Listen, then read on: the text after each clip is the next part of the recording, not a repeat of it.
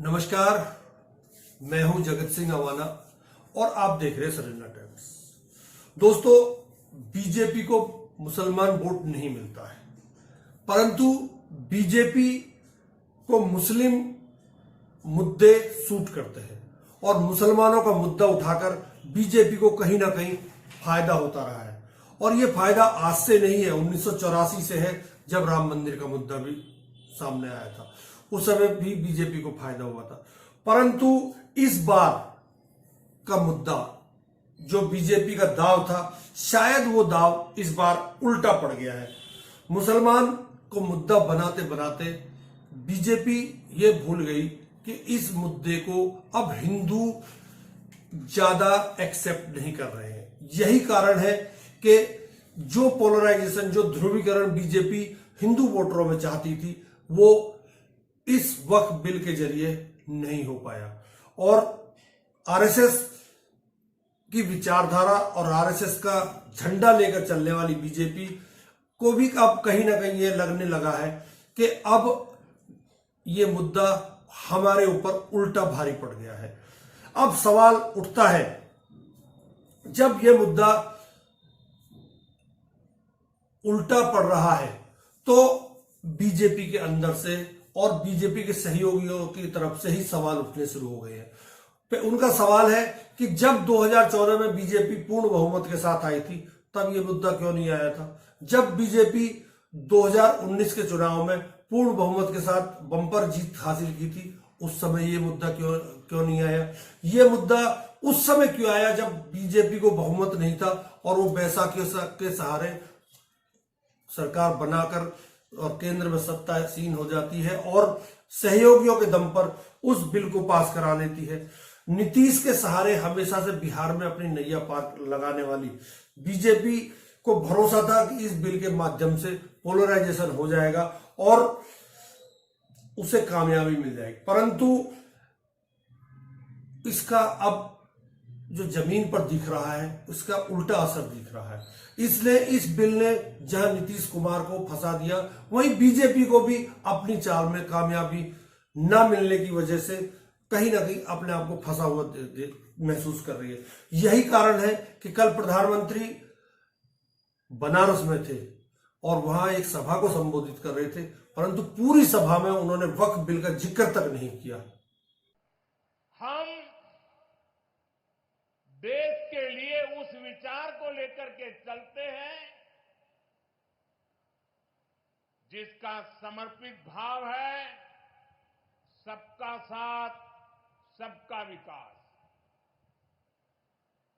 जो लोग सिर्फ और सिर्फ सत्ता हथियाने के लिए, सत्ता पाने के लिए दिन रात खेल खेलते रहते हैं, उनका सिद्धांत है परिवार का साथ, परिवार का विकास। वक्फ बिल के जरिए जिस तरह से पोलराइजेशन हिंदू वोटरों पर बीजेपी करना चाहती थी, उसका असर बिहार में बहुत कम नजर आ रहा है। उसका कारण भी है कि जहां नीतीश कुमार को बीजेपी कमजोर करके और अपनी वोटरों को आगे बढ़ाना चाहती थी, वहीं मुस्लिम वोटर, जहां बीजेपी चाहती थी कि हिंदू वोट एक हो जाएंगे, वहीं उसके उलट मुस्लिम वोटर एक हो गया और उसका फायदा कहीं ना कहीं कांग्रेस और महागठबंधन को होने वाला है। उसका एक और कारण भी है कि जिस तरह से कांग्रेस ने और आरजेडी ने, तेजस्वी ने मुद्दे उठाए नौकरी का और पलायन के, उसको भी जनता के बीच में एक संदेश जा रहा है। उस संदेश का ने भी इस बीजेपी के पोलराइजेशन को कहीं ना कहीं बहुत बड़ी चोट पहुंचाई है। आपको याद होगा कि उत्तर प्रदेश में जो बीजेपी बिसात बिछाती है, वो राम मंदिर का मुद्दा आपने देखा, 22 जनवरी को राम मंदिर का उद्घाटन हुआ, परंतु 2024 के ही चुनाव में बीजेपी इंडिया गठबंधन से हार गई। उसके स्टार प्रचारक योगी आदित्यनाथ इस समय सुप्रीम कोर्ट के निशाने पर है और सुप्रीम कोर्ट यहां तक कह चुका कि आप कानून का आप कानून को जानते ही नहीं है किस तरह से उसका पालन करना है। अब मुद्दा ये हो गया है कि जब पोलराइजेशन नहीं हो रहा तो, और दूसरी तरफ सुप्रीम कोर्ट उस पर बुलडोजर कार्रवाई पर बार बार सवाल उठा रहा है, तो बीजेपी को कहीं ना कहीं दिख रहा है कि इसका असर अच्छा नहीं होने वाला। वहीं अब आने वाले दिनों में 4 राज्यों में चुनाव होना है, जिसमें बिहार में इसी साल होना है। बिहार में अगर बिहार का आंकड़ा आप देखें तो बिहार में लालू प्रसाद यादव की पार्टी को करीब 26% वोट मिला था और नीतीश कुमार को करीब 29% वोट मिला था। उसके बावजूद नीतीश की सीटें ज्यादा थी और उसकी कम थी जनता दल यूनाइटेड की। अगर इनमें मुस्लिम वोट 5% के करीब जो नीतीश को मिला है, और यही वोटर अगर आरजेडी में पहुंच गया, कांग्रेस में पहुंच गया, तो नीतीश कुमार का क्या होगा? वही हाल इसका होगा चिराग पासवान का। दूसरी तरफ पश्चिम बंगाल में भी 2026 में चुनाव है। 2024 में बिहार में है, 2026 में असम और पश्चिम बंगाल में है, और 2027 में उत्तर प्रदेश में चुनाव है। अब इन मुद्दों के सहारे तलाक, 3 तलाक, पसमानदा मुसलमान और इन मुद्दों को उठाते उठाते बीजेपी को अब इन मुद्दों का कोई फायदा नजर नहीं आ रहा है, क्योंकि मुसलमान एकजुट हो रहा है और हिंदू वोटर पोलराइज नहीं हो रहा है। अब हम बात करते हैं पश्चिम बंगाल की। पश्चिम बंगाल में जो पिछला चुनाव हुआ था उसमें ममता बनर्जी को 48% वोट मिला था, जिसमें मुस्लिम वोट भी था, और 215 सीट जीती थी। उसके अलावा बीजेपी ने को 38% वोट मिला था और 77 सीटें मिली थी, और सीपीएम और कांग्रेस को मिलाकर करीब 10% वोट मिला था। उसमें करीब 2.5% वोट मुसलमानों का था। अगर मुसलमान वोट पोलराइज हो जाता है पश्चिम बंगाल में भी, और ये परसेंटेज पिछला 48 था और ये 50 के पार हो जाता है, तो बीजेपी का क्या होगा? ऐसे में बीजेपी के ही नेता क्या बोल रहे हैं, एक बार सुनते हैं।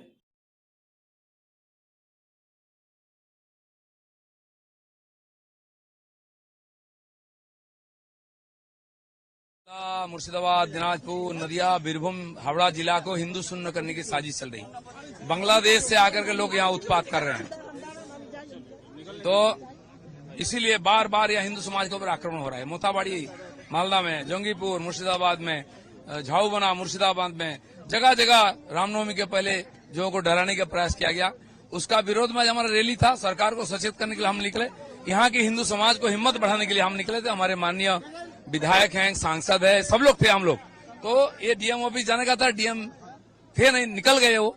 हम यहाँ तक आके अपना वक्तव्य रखा और यहाँ से आंदोलन। वक्फ बिल की चर्चा हिंदुओं में नहीं हो रही है, और ये बीजेपी के लिए सबसे बड़ी सिरदर्दी की बात हो गई है। बीजेपी का जो लाभार्थी खड़े किए थे, अब वो भी कहीं ना कहीं छिटकते नजर आ रहे हैं, क्योंकि लोकसभा चुनाव में आपने देखा था।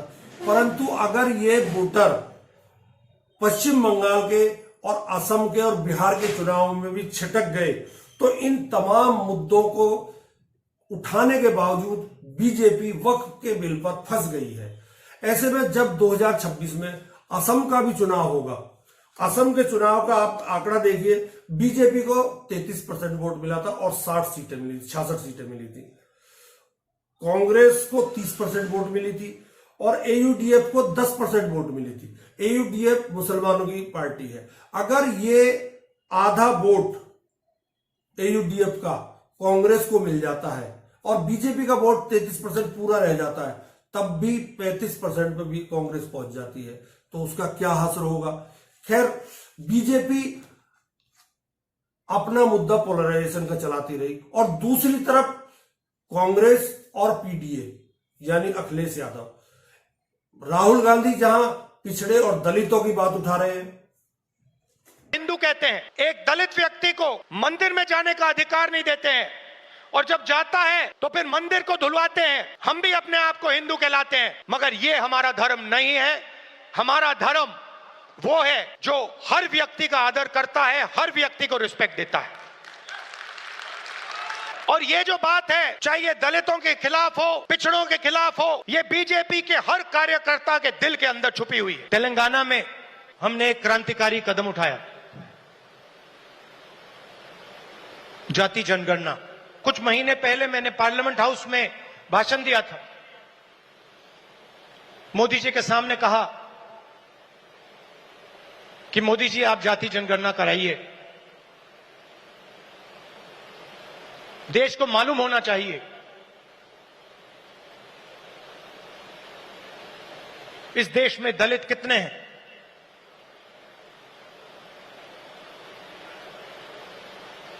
पिछड़ा वर्ग कितना है,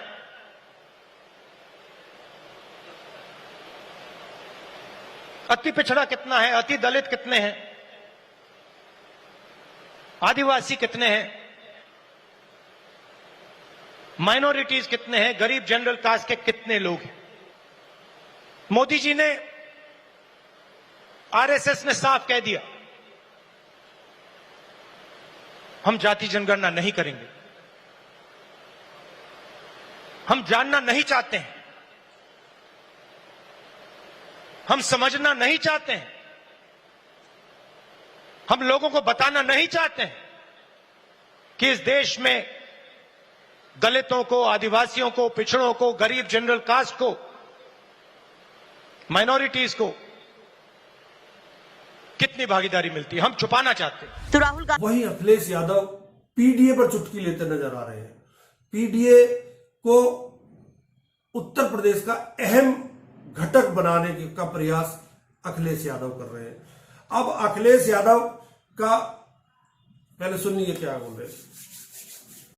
पीडीए को लेकर फिर नई बात कहते हुए राजनीति से ऊपर उठने की बात कही है। अखिलेश यादव ने बुधवार को ट्वीट करते हुए कहा कि पीडीए मूल रूप से पिछड़े, दलित व अल्पसंख्यक के शोषण, उत्पीड़न व उपेक्षा के खिलाफ उठती हुई चेतना व समान अनुभूति से जन्मी एकता का नाम है, जिसमें हर वर्ग के वे लोग शामिल हैं जो मानवता के आधार पर इस तरह की नाइंसाफी के खिलाफ हैं। दलगत राजनीति के ऊपर उठकर सब इससे जुड़े।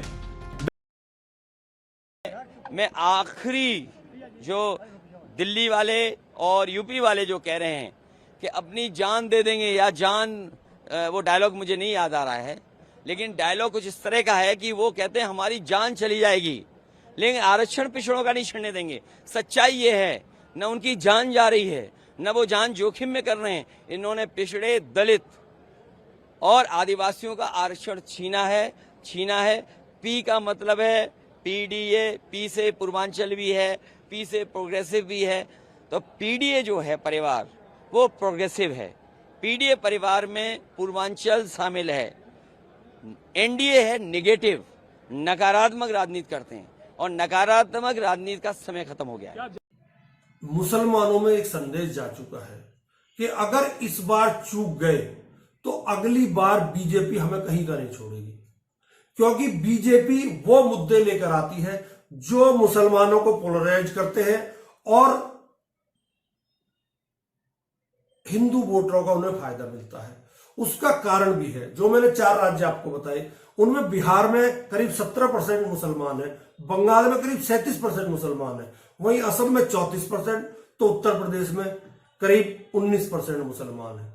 अब अगर मुसलमान एक हो जाते हैं और हिंदू वोट पीडीए और पिछड़ा और दलित में डिवाइड हो जाते हैं, तो आप खुद सोच सकते हैं कि बीजेपी का क्या हाल होने वाला है।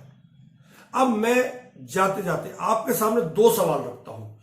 क्या पिछले 10 वर्षों से नरेंद्र मोदी की सरकार केंद्र में है और नरेंद्र मोदी के पीछे आरएसएस चल रही है, जो वो बोलते हैं उसकी हमें आरएसएस मिलाती है। अगर ये वक्फ का बिल उल्टा मोदी के ऊपर भारी पड़ जाएगा तो ऐसे में उन सहयोगियों का क्या होगा जो मुस्लिम वोटों के सहारे, जिनमें नीतीश कुमार है, चंद्रबाबू नायडू है, जयंत चौधरी है और चिराग पासवान है, तो ऐसे नेताओं का क्या होगा। दूसरा सवाल, बीजेपी के इस कदम से जहां सहयोगी दल के जो सहयोगी है वो कमजोर हुए, वहीं इसका फायदा बीजेपी को नहीं होने वाला है। अभी तक ऐसा लगता है। आगे क्या होगा इसका मुझे नहीं पता, परंतु दूसरी तरफ इसी के उलट जो विपक्षी दल है वो बिहार में तेजस्वी और कन्हैया कुमार पलायन रोको और नौकरी दो जैसे मुद्दों को उठाकर हावी है, तो पश्चिम बंगाल में ममता बनर्जी हावी है। वहीं उत्तर प्रदेश में पीडीए के फार्मूले के साथ अखिलेश और कांग्रेस तैयार है, तो असम में कांग्रेस अपने दम पर चुनाव लड़ने की तैयारी कर रही है। अब सवाल यहां एक और उठता है कि जब वक्फ का बिल उल्टा पड़ने वाला था और अगर वो अब भी उल्टा पड़ गया है तो क्या बीजेपी को ये बिल वापस नहीं लेना चाहिए? और अगर नहीं लेती है और अगर ले लेती है तब भी अब उसको कोई फायदा नहीं होने वाला, और अगर नहीं लेती है तब भी इसका कोई फायदा नहीं होने वाला।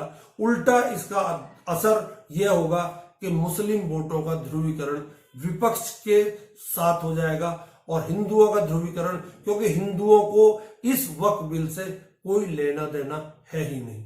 ये बीजेपी की अपनी सोची समझी वो थी राजनीति, और उस राजनीति में बीजेपी कहीं ना कहीं उलझती नजर आ रही है। उलझेगी या सुलझेगी? नीतीश कुमार का क्या होगा, चिराग पासवान का क्या होगा, उधर पश्चिम बंगाल में क्या होगा, असम में क्या होगा, और उत्तर प्रदेश में बीजेपी के स्टार योगी आदित्यनाथ का क्या होगा, आने वाले वक्त में पता चलेगा। परंतु आज की तस्वीर तो यही कहती है कि मुसलमानों का ध्रुवीकरण हो गया, परंतु वक्फ बिल के माध्यम से हिंदुओं का ध्रुवीकरण करने में बीजेपी अभी तक नाकामयाब है। बहुत बहुत धन्यवाद। नमस्कार।